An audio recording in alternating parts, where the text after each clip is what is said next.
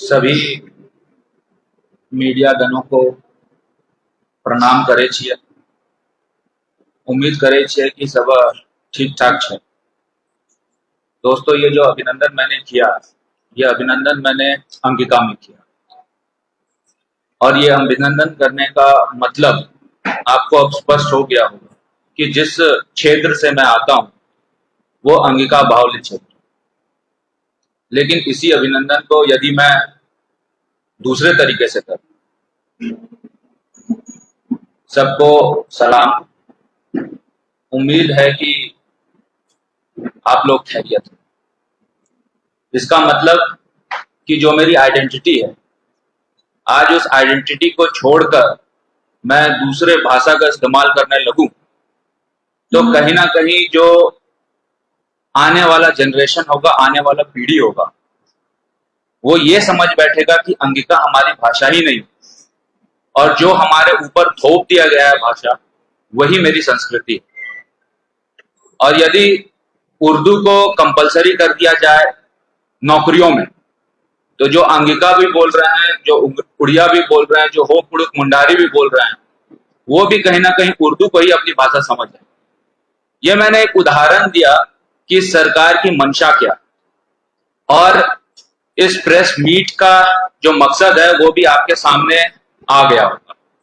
मैं धन्यवाद आभार प्रकट करता हूं अशोक जी का, मैं धन्यवाद आभार प्रकट करता हूं शशांक जी का जो हमारे साथ इस प्रेस कॉन्फ्रेंस में है। इस प्रेस कॉन्फ्रेंस को हम लोगों ने दो बिंदुओं में बांटा है। एक तो जो पॉलिटिकल मुद्दा है, भाषा विवाद को लेकर जो पॉलिटिकल मुद्दा है वो एक पहलू है, और दूसरा है कल्चरल मुद्दा, जो भाषा विवाद के कारण आने वाले पीढ़ियों को झेलना पड़ेगा। तो सबसे पहले मैं पॉलिटिकल मुद्दे की तरफ जाऊंगा, और आज की डेट में झारखंड सरकार, ये अबुआ सरकार जो अपने आप को कहती है, ये अबुआ सरकार नहीं, ये बबुआ सरकार है। और ये इसमें बोलने में मुझे कोई अतिशयोक्ति नहीं है कि ये महुआ सरकार। सरकार की जो पॉलिसीज बनती है वो बिना तथ्य, बिना आधार, बिना कोई शोध के बनती है, और जिसका सबसे बड़ा प्रमाण आप सभी प्रेस मीडिया के पास जेटेट की जो क्षेत्रीय और जनजातीय भाषाओं की सूची जारी हुई है, उसके आधार पर आप इसको देख सकते हैं।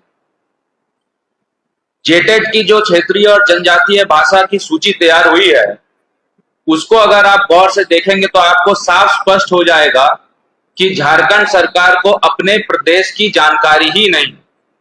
और झारखंड सरकार को अपने प्रदेश की जानकारी इसलिए नहीं है क्योंकि आप बताएं कि रांची के बगल में खूंटी है, और खूंटी में जो है, जो बोलचाल की भाषा, जनजातीय भाषा है, वो मुंडारी है।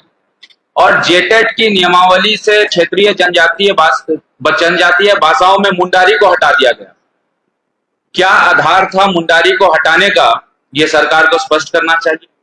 वहीं आप पलामू गढ़वा की तरफ जाएं तो जनजातीय भाषाओं में नागपुरी और कुड़ुक को जोड़ दिया गया है। ये हो सकता है कि कुछ पॉपुलेशन पॉकेट में पॉपुलेशन वहां नागपुरी और कुड़ुक बोलते हैं, लेकिन बहुसंख्यक जनसंख्या गढ़वा में, पलामू में जो है भोजपुरी बोलती है, और भोजपुरी भी कहा जाए, पलमुआ भोजपुरी बोलती है, ये कहना और ज्यादा सटीक होगा। सरकार को इसकी भी जानकारी नहीं, और सरकार ने भोजपुरी को पलामू गढ़वा से भी हटाने का काम किया। वहीं आप संथाल की तरफ जाएं तो वहां पे तो अन्याय हो गया, और मैं संथाल में अन्याय हो गया इसलिए कह रहा हूं क्योंकि गोड्डा में बहुसंख्यक भाषा अंगिका है, देवघर में बहुसंख्यक भाषा अंगिका है, और अंगिका का स्थान क्षेत्रीय भाषाओं में गोड्डा देवघर में ना होना, यह सबसे बड़ा सवाल खड़ा करता है। और इतना ही नहीं, अंगिका के बाद गोड्डा में दूसरी बोलचाल की भाषा कुड़माली है।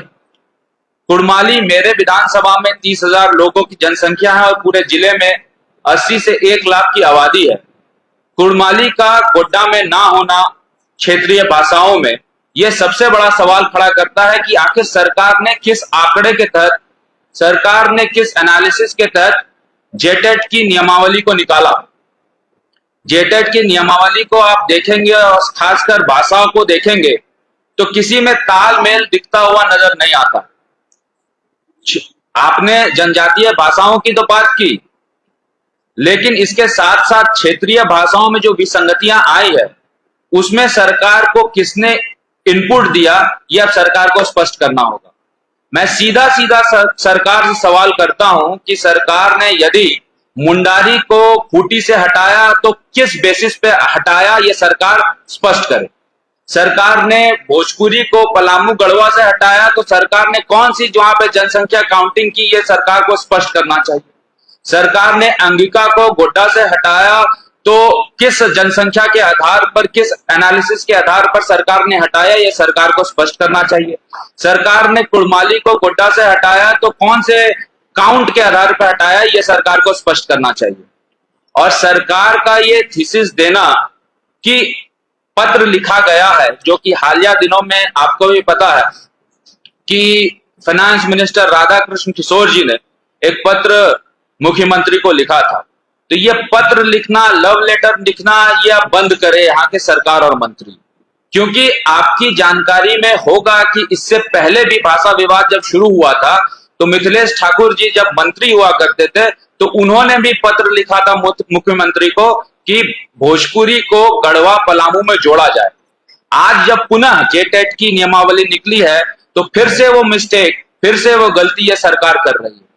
तो सरकार ये गलती नहीं कर रही है, सरकार ये जानबूझकर प्रयास कर रही है कि हमारे आइडेंटिटी को, हमारी संस्कृति सभ्यता को मिटाए और हमारे ऊपर ऐसी चीजें थोप दे जो हम लोग कभी फॉलो नहीं कर पाए हैं और भविष्य में फिर हम लोगों को लगे कि यही हमारी संस्कृति और सभ्यता है।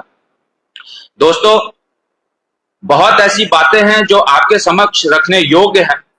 उसमें प्रमुख तौर पर मैं गोड्डा की बात करते हुए ये कहूंगा कि रघुवर दास जी की सरकार में अंगिका को द्वितीय राजभाषा का दर्जा हम लोगों ने दिलाया था और अमित मंडल 2019 में जब विधायक बनकर आया था तो अंगिका में मैंने शपथ लिया था।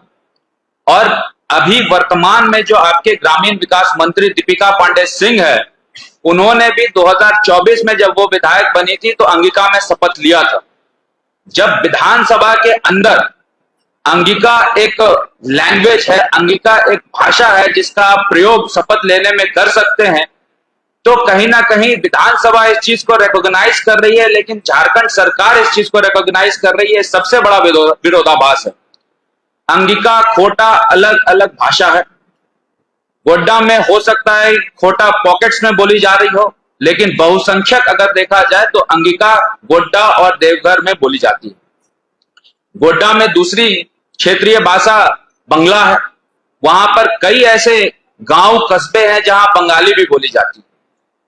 और देवघर में यदि आप मधुपुर का भी इतिहास उठाकर देखें और देवघर का भी इतिहास उठाकर देखें तो बंगला भी देवघर में क्षेत्रीय भाषाओं में शुमार हो सकता है, लेकिन बंगला वहां से देवघर से भी गायब है। तो सरकार को अंडरस्टैंडिंग ही नहीं है पूरे प्रदेश की कि आखिर किस क्षेत्र में कौन सी भाषा बोली जा रही है।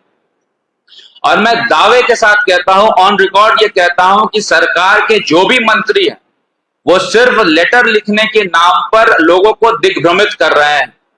क्योंकि मुझे याद है कि जब 13-11 जिले का कमिटी बना था तो राधाकृष्ण किशोर जी भी मेंबर थे और हम लोगों ने जब अध्ययन यात्रा की थी तो उसमें हम लोगों ने साफ स्पष्ट किया था कि झारखंड में इतनी ज्यादा विविधता है कि हम लोग एक कोई भी लैंग्वेज को पिन पॉइंट करके नहीं कह सकते हैं कि यह झारखंड का लैंग्वेज है। इसीलिए चाहे वो राधाकृष्ण किशोर जी हो, मैं दावे के साथ कहता हूं कि यदि मेरी प्रेस कॉन्फ्रेंस में सच्चाई नहीं है तो वो ऑन रिकॉर्ड आकर बोले कि पलामू और गढ़वा में भोजपुरी नहीं बोली जाती है। मैं संजय सिंह यादव जी से कहूंगा ऑन रिकॉर्ड आकर बोले कि पलामू गढ़वा में भोजपुरी नहीं बोली जाती है। मैं अनंत नारायण देव जी से कहूंगा कि वो ऑन रिकॉर्ड आकर बोले कि पलामू गढ़वा में भोजपुरी नहीं बोली जाती है। मैं कालीचरण सिंह मुंडा से आग्रह करूंगा कि आप ऑन रिकॉर्ड आकर बोले कि खूंटी में मुंडारी बोली नहीं जाती है। मैं दीपिका पांडे सिंह जी से ऑन रिकॉर्ड आकर कहूंगा बोलने कि गोड्डा में अंगिका बोली नहीं जाती है। मैं प्रदीप यादव जी से ऑन रिकॉर्ड कहूंगा आकर बोलने कि गोड्डा में अंगिका नहीं बोली जाती है।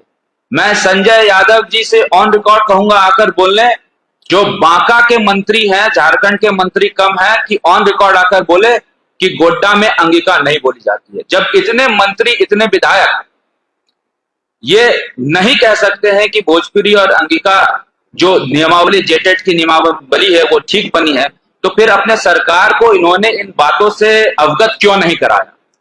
और आपके जानकारी के लिए मैं कह दूं कि जो भी नियमावली बनती है, जो भी नियम बनती है, तो सबसे पहले वो कैबिनेट जाती है, और जब वो कैबिनेट जाती है तो कैबिनेट के अनुशंसा के बाद ही वो नियम सार्वजनिक होती है। तो जब वो कैबिनेट ये प्रस्ताव गया होगा तो क्या उस समय दीपिका पांडे सिंह जी को अंगिका के नाम पर आपत्ति नहीं दर्ज करना चाहिए? क्या राधा कृष्ण किशोर जी को भोजपुरी का हटाने के नाम पर आपत्ति दर्ज नहीं करना चाहिए? क्या संजय यादव जी को अंगिका को हटाने पे आपत्ति दर्ज नहीं करना चाहिए? यदि आपने कैबिनेट के मीटिंग पे ही आपत्ति दर्ज की होती तो आज ये स्थिति परिस्थिति उत्पन्न ही नहीं होती और ये विवाद उत्पन्न ही नहीं होता, खड़ा ही नहीं होता। वहीं मैं ये भी कहना चाहूंगा कि गोड्डा में यदि कुरमाली हट जाता है तो ये जेबीकेएसएस जो कि चीख चीख के 2020-21 में धनबाद और बोकारो में आंदोलन कर रहा था, क्यों नहीं आप अभी मुखर होकर गोड्डा से कुरमाली को हटाने का विरोध कर रहे हैं? क्यों आप सरकार के पिट्ठू बन गए हैं और सरकार की सब नीतियों में आप हाँ में हाँ मिला रहे हैं? मुझे तो लगा कि सबसे पहले जेबीकेएसएस को ही आंदोलन शुरू करना चाहिए था, कुरमाली को गोड्डा से हटा दिया गया तो इसके लिए संघर्ष तो शुरू हो जाना चाहिए था। लेकिन आज जेबीकेएसएस, उनके विधायक शांत है, जो ये दर्शाता है कि कहीं ना कहीं एन केन प्रकारे जेबीकेएसएस का मकसद जेएमएम महागठबंधन को फायदा पहुंचाना। वहीं आप चीजों को और एनालिसिस कीजिएगा, इन डेप्थ जाइएगा, तो ये भाषा विवाद उत्पन्न करने का मेन वजह क्या है ये आपको समझना होगा। दोस्तों, जैसा आप जान रहे हैं कि झारखंड की अर्थव्यवस्था चरमराई हुई है और मैया सम्मान योजना के द्वारा जो राशि बांटा जा रहा है, सरकार को आने वाले समय में विकास की योजनाओं को, अपने कर्मियों को वेतन के भुगतान में दिक्कत, परेशानियां, कठिनाइयां होने वाली है। और इसी को देखते हुए सरकार इस स्थिति में नहीं है कि आने वाले समय में सरकारी नौकरियां यहाँ के युवाओं को दे। जेटेट की जो परीक्षा नियमावली बनी है, रामदास सोरेन जी कभी उसको बोलते हैं वो शुरू होने वाला है, कभी डेट को कैंसिल करते हैं, फिर नई डेट के बारे में जिक्र करते हैं। तो ये सारा का सारा असमंजस ये बता रहा है कि सरकार नौकरी देने के लिए तैयार नहीं है। और सरकार जब नौकरी देने के लिए तैयार नहीं है तो सरकार इस तरह के विवाद में जानबूझकर पड़ना चाह रही है ताकि कल की डेट में कोई भी कोर्ट जाए और नियमावली पे फिर सवालिया निशान खड़ा हो जाए और जो नियुक्ति नौकरियां आने वाली है उस पे ग्रहण लग जाए। ये सरकार की मंशा है। और आपको याद होगा कि ये सरकार जानबूझकर चीजों को गलत और दिग्भ्रमित करने का कार्य करती है। जेटेट की नियमावली 2013 और 2016 में भी एडवर्टीजमेंट निकला था, और जेटेट की नियमावली में अगर आप 13 और 16 का एडवर्टीजमेंट देखेंगे तो उसमें अंगिका की क्षेत्रीय भाषा में उस समय थी। अब सरकार को बताना चाहिए कि 13-16 में यदि अंगिका जेटेट की नियमावली में थी तो 2024-25 की नियमावली में अंगिका को अचानक से क्यों हटा दिया गया।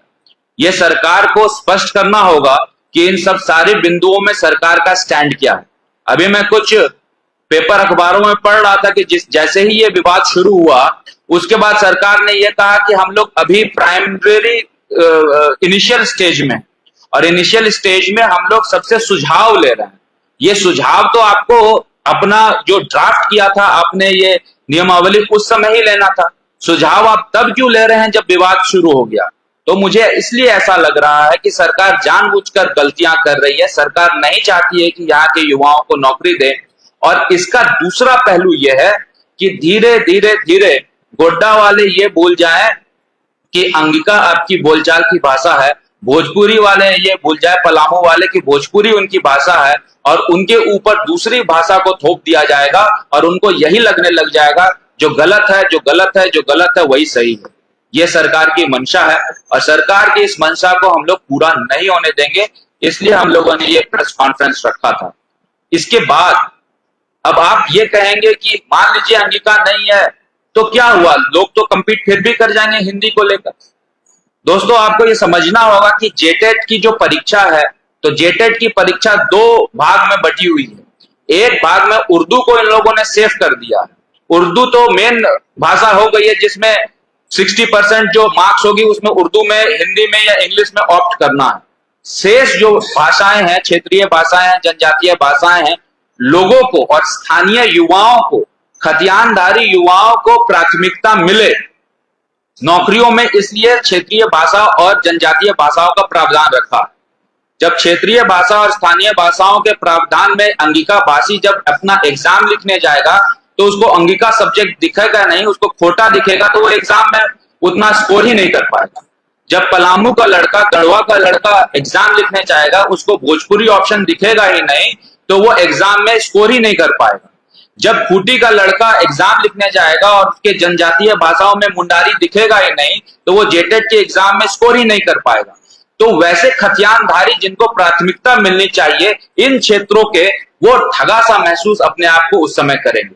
यह भविष्य की बात है, ऐसा उसमें जो है प्रावधान सरकार ने किया है। अब सरकार क्या करती है, सरकार को जवाब देना चाहिए। जैसा मैंने कहा कि आप इन सारे लोगों से, मैं मीडिया के सभी लोगों से अनुरोध करूंगा, जिनका जिनका नाम मैंने लिया है, इन सारे लोगों से आप पूछे कि आपके क्षेत्र में कौन सी भाषा बोली जाती है, और यदि ये भाषा बोली जाती है तो आपने अपने युवाओं के हक की लड़ाई के लिए सरकार पे दबाव बनाया कि नहीं बनाया, और अगर आपने नहीं बनाया तो क्यों नहीं बनाया। ये सीधा सीधा सवाल हेमंत सोरेन जी से, उनके मंत्री से, उनके विधायक से और उस क्षेत्र के संबंधित जो नेतागण है उनसे पूछनी चाहिए। इसलिए मैंने आज यहाँ पे ये प्रेस कॉन्फ्रेंस आयोजित किया पार्टी के द्वारा।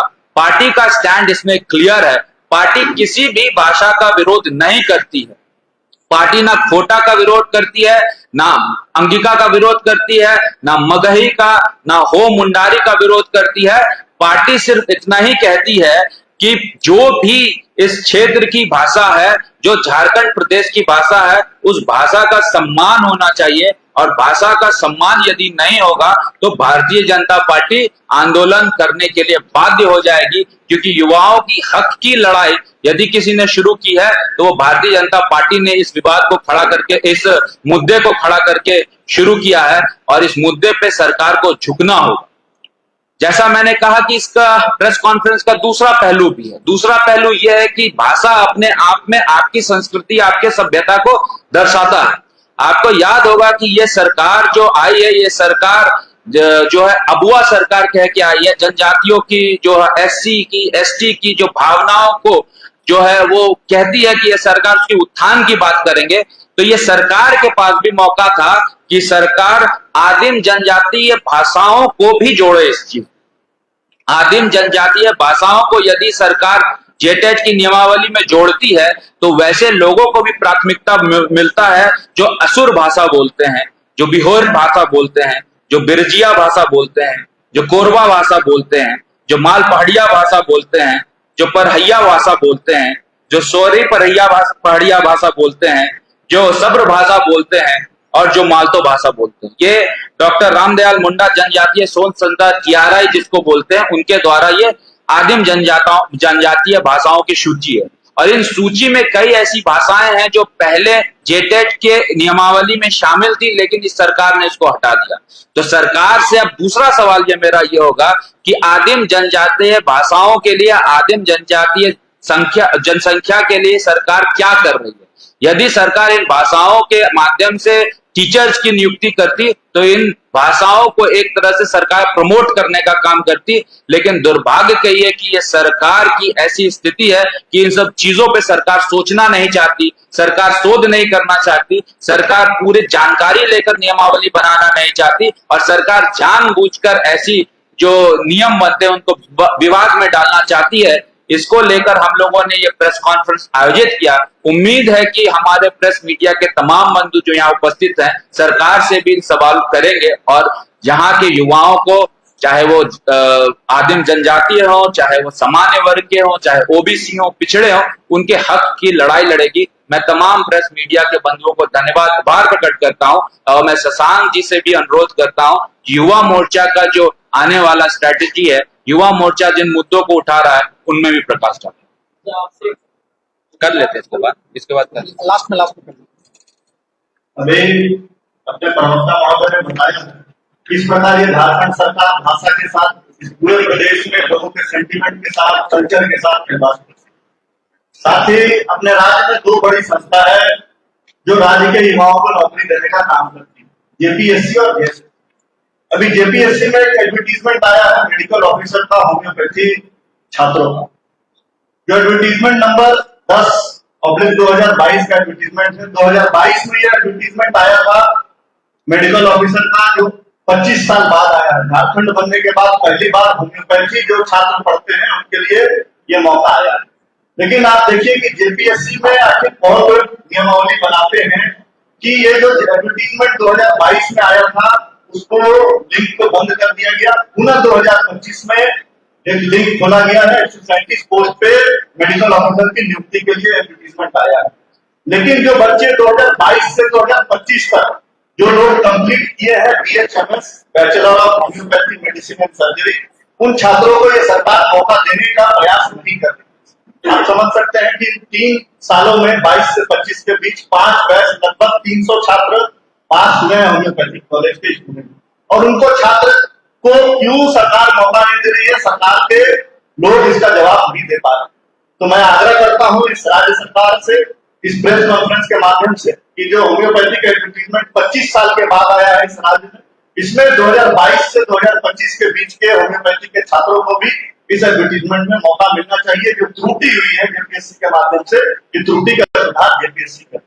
साथ ही जेएसएससी कैलेंडर इस प्रकार से सरकार ने अपने पीठ थपथपाने के लिए जारी किया, और जेएसएससी कैलेंडर को आप देखेंगे गौर से तो कैलेंडर कहीं फॉलो नहीं हो रहा इस राज्य। इस राज्य में छात्रों को नौकरी के मैदान से निकालकर वेटिंग बेंच पर इस प्रकार से छात्रों को बैठाया गया, इसकी पूरी तैयारी सरकार ने कर रखी है।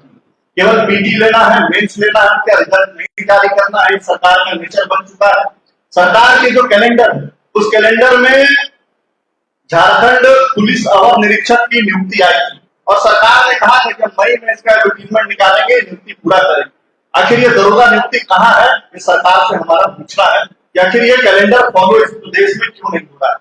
जो सहायक पुलिसकर्मी है, जो लगातार मोराबादी में हर साल आंदोलन देने आते हैं, उनका भी नियमावली खत्म हो चुका है, उनका भी नौकरी लगभग खत्म हो चुका है। सरकार को कोई चिंता नहीं है कि आखिर उनका समायोजन कहाँ करेंगे। तो इस प्रदेश के लाखों लाख छात्र आज भी वेटिंग में है, और सरकार उनको वेटिंग बेंच पर बैठाना चाहती है, उनको नौकरी के मैदान पर नहीं लाना चाहती है। आने वाले समय में युवा मोर्चा इसको लेकर खड़ा और भरा पूरे प्रदेश में सड़कों पर आंदोलन